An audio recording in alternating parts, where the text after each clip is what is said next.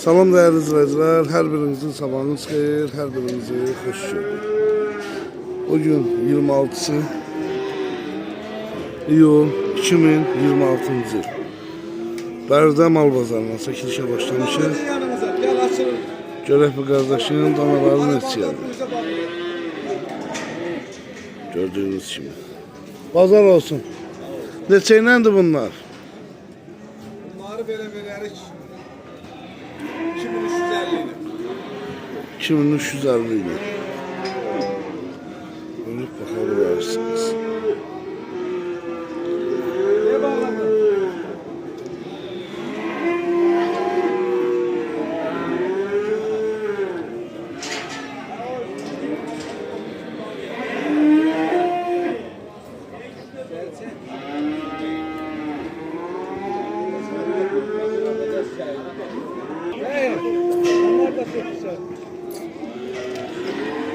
Bunlar neçə iləndir? Bunlar 25. 2500 lira.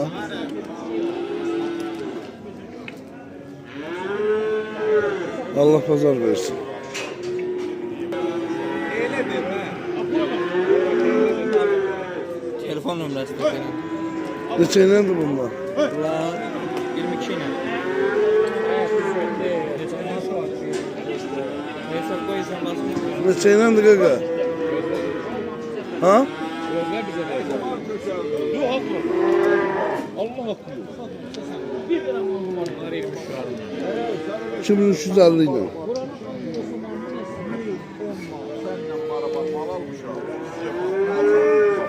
Malalar bizden.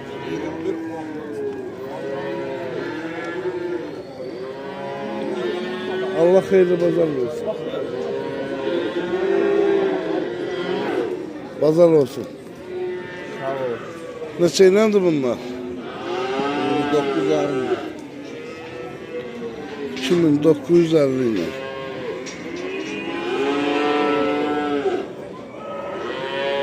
Ha.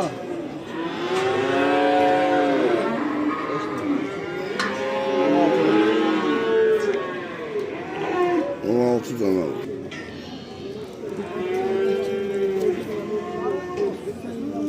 Qaqa bu danaların neçə iləndir? Ayrək. Neçə iləndir bu? Bax, simental neçə iləndir? 19